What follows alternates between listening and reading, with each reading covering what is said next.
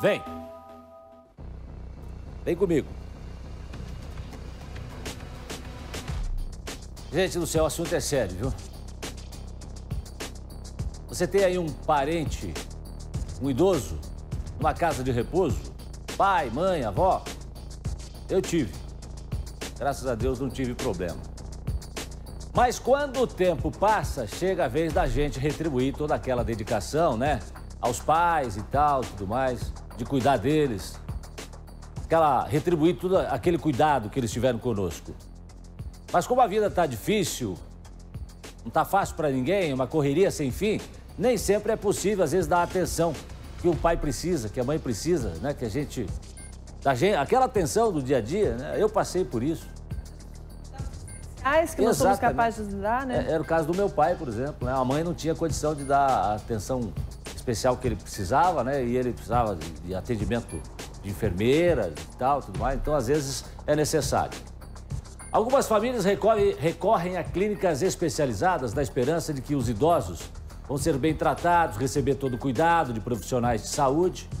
E eu digo que funciona, porque no caso do meu pai, até é interessante que quando ele foi para a casa de repouso, ele estava numa situação mais debilitada. E depois que ele foi para lá, com atendimento, nutricionista, enfermeiro e tal, aquele negócio, ele foi melhorando. Atividade apropriada, atividade apropriada, melhor. Então, e é isso que você espera. É isso que você espera. Mas, de acordo com o Ministério Público, não é o que acontecia na clínica que nós vamos mostrar agora, mas nem de longe. O estabelecimento foi fechado no começo do mês passado. Uma semana antes, um senhor de 91 anos, imagina quanta história, 91 anos, que estava internado lá, morreu no hospital.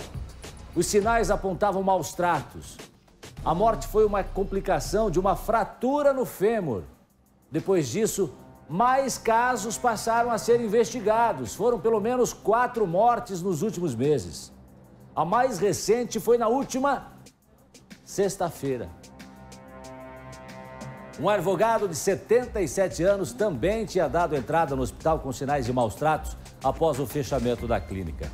Ele tinha úlceras gravíssimas espalhadas por todo o corpo. Falta de higiene. E não resistiu. Agora vem cá. É o depoimento de uma funcionária que não quis se identificar e falou com o Balanço Geral que deixou todos estarrecidos. E é exclusivo. É exclusivo para você que acompanha o Balanço Geral. Ela afirma que as feridas desse idoso eram tratadas com água. Você não vai acreditar. Com água sanitária. E este seria só mais um elemento numa rotina de verdadeira tortura dentro desta casa de Não é repouso? Que repouso? Reportagem no ar.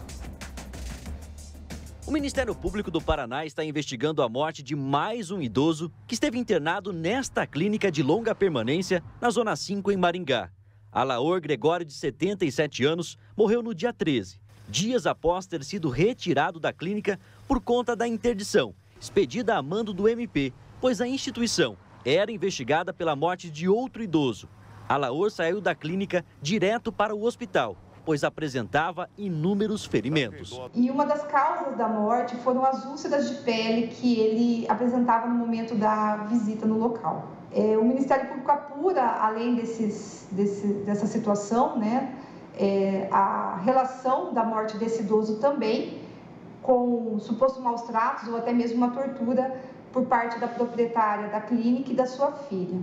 No atestado de óbito consta a morte por pneumonia secretiva, úlcera de pele com inflamações generalizadas e também demência. Agora, o mais chocante é o relato desta funcionária que não quer ser identificada. Ela conta que as feridas do seu Alaor eram limpas com água sanitária. Ele era mantido sobre a cama com as mãozinhas amarradas, porque ela alegava que era ele que causava esse ferimento. E, além de tudo isso, não tinha uma pessoa para dar alimentação, eram as próprias vozinhas que tratavam do acamado.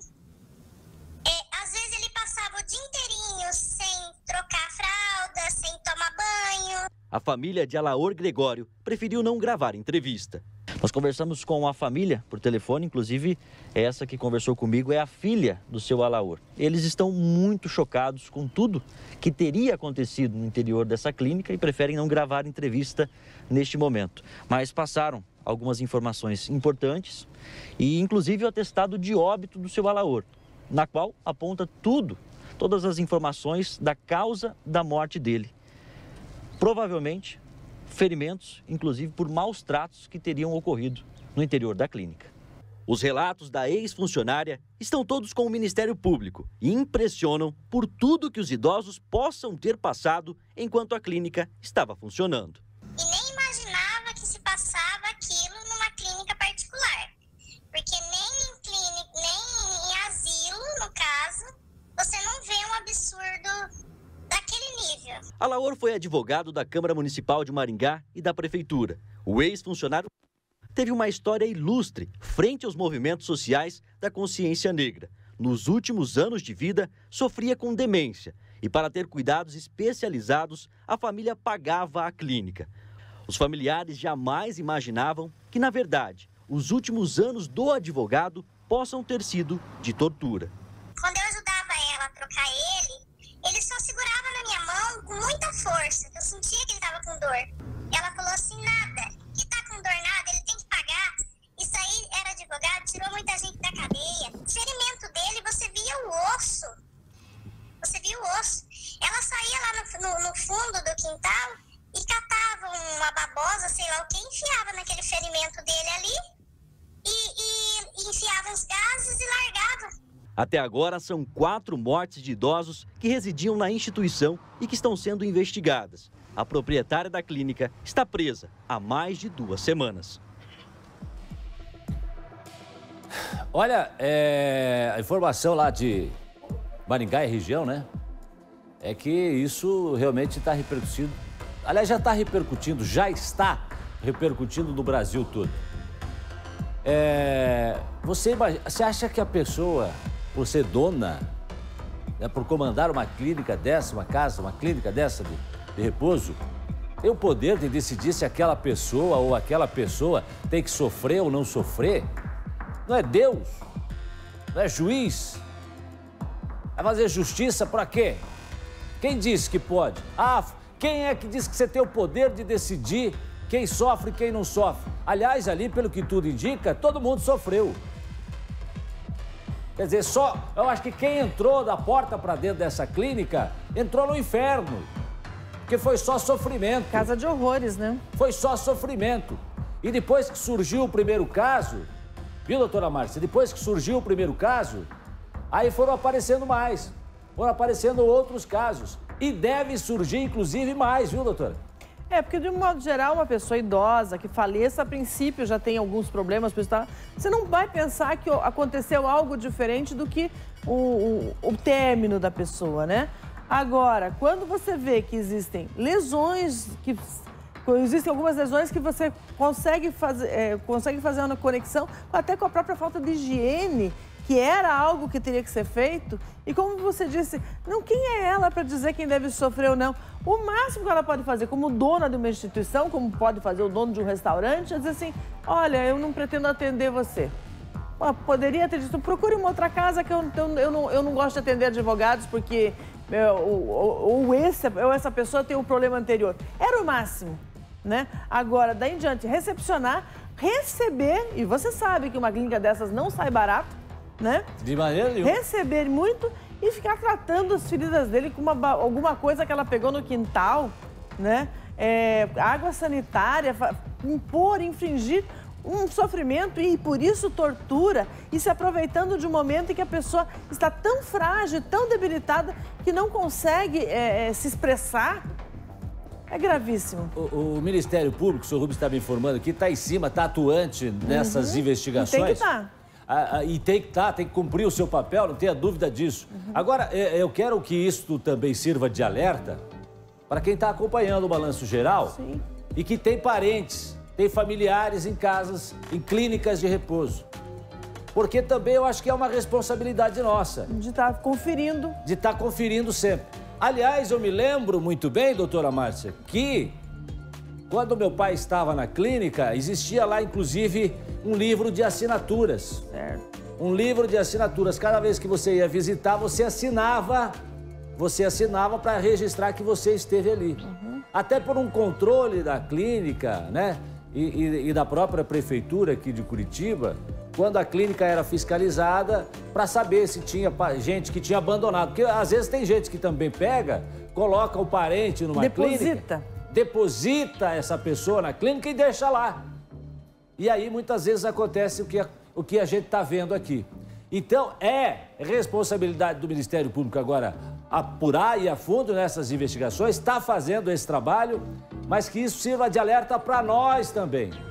No procedimento que tem que se ter quando você tem uma pessoa idosa aos cuidados de outra pessoa, seja uma clínica, seja um outro familiar, de ficar acompanhando, porque não é justo, depois de toda a história e de tudo que fez por nós, né? Fez para os filhos e outras pessoas, que essa pessoa seja abandonada à sua própria sorte, né? E digo mais, a gente tem que aprender a respeitar, né, as pessoas de idade, porque as pessoas com mais idade tem uma coisa que a gente aprende ao longo da vida, porque inteligência você nasce com ela. Inteligência você nasce com ela, mas a sabedoria você vai adquirindo ao longo da vida, vai aprendendo ao longo da vida, né? E os idosos têm muito com o que a gente aprender com eles. A gente tem muito o que aprender com eles. As pessoas é que pouco sabem e pouco aproveitam isso aqui na nossa cultura. Eu sou uma pessoa que tem muita sorte. Minha mãe vai fazer 82 anos agora em setembro. E é uma pessoa muito saudável, muito bom de conversar, inclusive, né? Então eu tenho essa sorte. Mas as pessoas que infelizmente não têm essa sorte porque houve alguma doença, porque houve alguma outra condição, que não abandone, não deixe esse lado afetivo também, né? Porque além de precisar dos cuidados de higiene, dos cuidados médicos, dos cuidados, precisa dessa afeição, desse comparecimento lá, né? A gente segue acompanhando mais esse caso aqui no Balanço Geral.